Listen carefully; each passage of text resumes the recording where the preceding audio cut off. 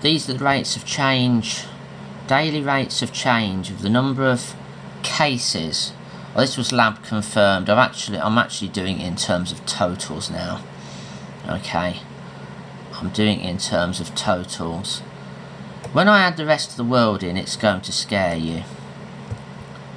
Okay. The others were Guangdong, China, Hubei, etc, etc, etc. So the Chinese ones are all heading towards zero. That was a big spike with those clinically diagnosed cases in Wuhan. But the rest of the world is trending up to 20% increase per day. All roads in China are leading towards 1% per day increase. Guangdong's 0 right now. Rest of China 0. Even Wuhan, well, not quite 0, but less than 1, basically 1 maximum, pretty much. That means the additional new cases, that's new deaths. Is there a peak in new deaths? Now this is worldwide, okay. New deaths per day. May have peaked. Most of these new deaths are going to be from the rest of the world now. Worldwide peaked around 5th of February, but not new deaths. Well, it looks like they may have done, actually. This is when the new cases peaked worldwide, but then you had those extra clinically diagnosed ones come in. But, as you'll see, the downward trend actually continued after that. Which means that addition of cases of clinically diagnosed cases was probably a one-off. Okay. But you can see from the other, maybe new deaths is peaking. Maybe not yet. It's difficult to tell. Okay. New cases was obviously peaked. That's worldwide as well. Okay. And I haven't managed to see whether this is Hubei versus China. What have we got? Hubei province 45. New daily lab confirmed cases from Hubei, and that's the actual numbers. Almost dead flat actually. At what, about 80 cases a day or something like that. Okay. Never mind about that chart. This is a typical kind of chart. Let's have a look at Southeast Asia now. Southeast Asia is going to look worse and worse and worse and worse. I'm adding another 4 days to this chart, okay? So be prepared for that full scale at 400 there to go up to 1,000-ish. And there's a new figure for Korea actually, which is over 1,000. The WHO data has it about 900, there we go. No, I've got a figure of over 1,000 actually. 42, 45. Yep. Korea up to 1,200. Well, I mean, Korea is just slaughtering everywhere else. I mean, that's exponential if anything is, isn't it? Southeast Asia plus ship. Well, the ship's irrelevant now, really. South Korea obviously is going to just go up to the moon. Japan was doing that. A couple of extra days on Japan. Very, very roughly parabolic trend. 4 more days on Japan.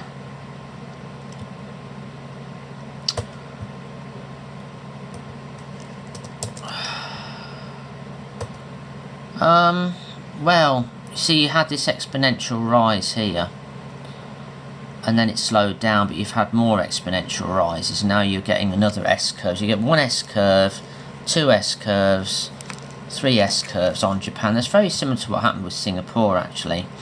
This exponential part here was almost exactly exponential. Okay, percentage rises in Japan, they belie how, well, they are trending up a little bit actually. Japan new cases obviously is following some kind of uptrend. Singapore, again, you've got these little S curves. Okay, probably each one's a cluster. Singapore's doing a bit better, actually. I mean, they may have got on top of it. You just can't tell, really. It was following, though, with those S curves getting slightly bigger each time. It was following a roughly parabolic trend. The trend line's parabolic. And yeah, it could still be following a parabolic trend if you get some more clusters. Interesting. Let's see what else we've got. Singapore new cases have actually fallen off quite a lot, and so's the percentage. Korea South, well, we've seen that already. I think that's from a day ago, so it might be 2 days ago. So let's add, it's 2 days more data to go on here. It's going to look very nasty.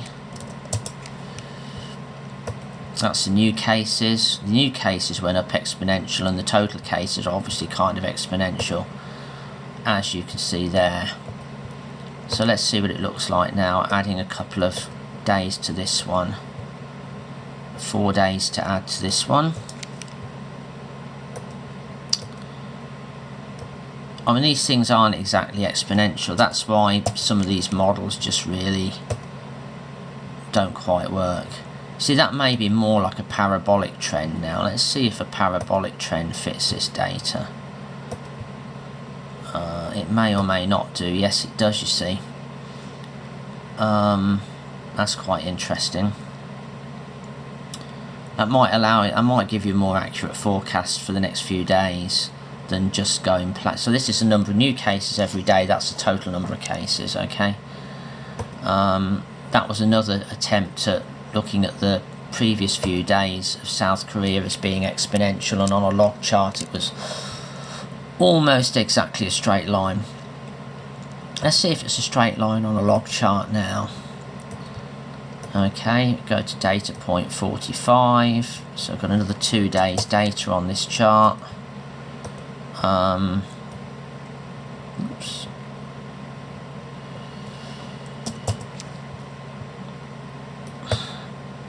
It's almost exponential, but it's slowed down. So you've got a slightly decaying exponential, which is going to give you a similar thing to what you used. It's going to give you, in the end, it's going to give you an S-curve.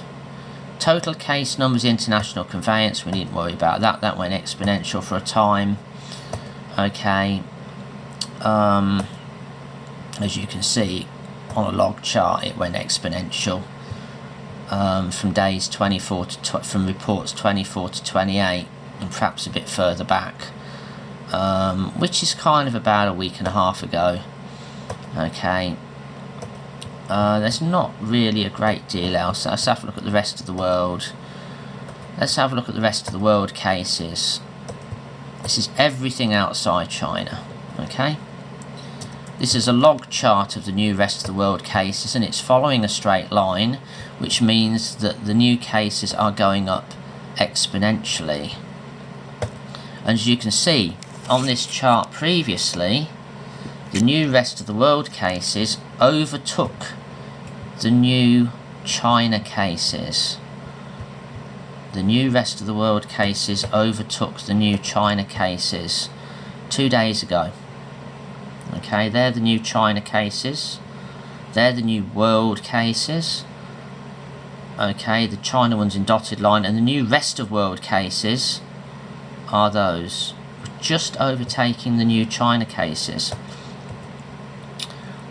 That includes Hubei as well, so that just shows the rest of the world is not doing well at all. It shows it is a pandemic, because the rest of the world is doing a lot worse than China, which means the focus for this disease is not in China now, it's everywhere else, or it's, you know, South Korea, Italy, Iran, etc, etc, and probably a multitude of other places by the time this thing shakes out. Well, that's interesting. Okay, the number of new Chinese cases is about equal to the number of new rest of world cases each day. Okay, let's add in the labels for points 37 for day 37 at the bottom, so we can see which day it is. This is WHO report 37 for 26th of February, basically 2020. So as you can see, this is on a log chart, by the way, so again it's a straight line. If you look at it on a linear chart, it's scary. Okay, new rest of world cases, couple of extra days. That's an exponential curve, by the way, I do believe. It's an exponential curve forecasting 5 days ahead. It's actually ahead of where the forecast is already. That is scary. It's more than an exponential rise. Okay, and the doubling of this, day 23 to day 30 maybe. Okay, let's have a look. Day 20 is at about 30 cases. Day 20 is about 60 cases. Day 26, so that's about a 6-day doubling, and it's ahead of that. It's well ahead of a 6-day doubling. Okay, that is scary, and that's new rest of world cases. It's not total rest of world cases, it's new rest of world cases. I really ought to do rest of world as a total. This was rest of world compared to China. This is a relevant chart. The bottom is the rest of the world compared to China as a whole. Okay, you think, oh, China's doing terribly.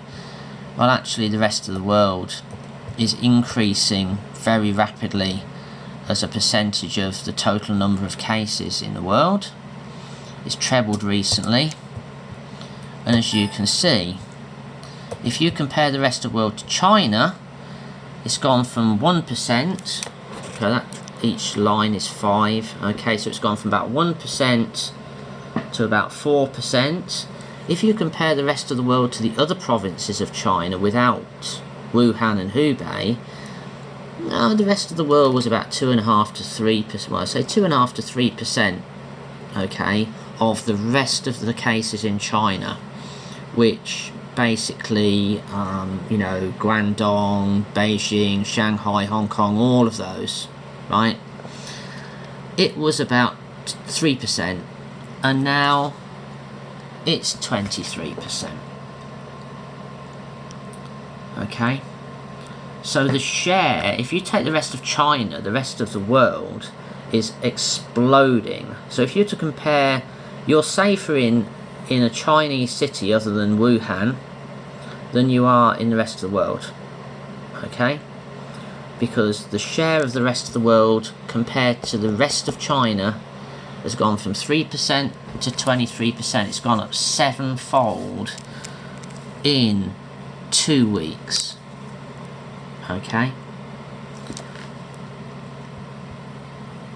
That is terrifying, actually. That's a similar graph. I mean, this is relevant. This is the rest of the world compared to the provinces of China outside of Wuhan, outside of Hubei, and this is the rest of the world as a percentage of China. Okay, creeping up. That's almost the rest of the world as a percentage of the total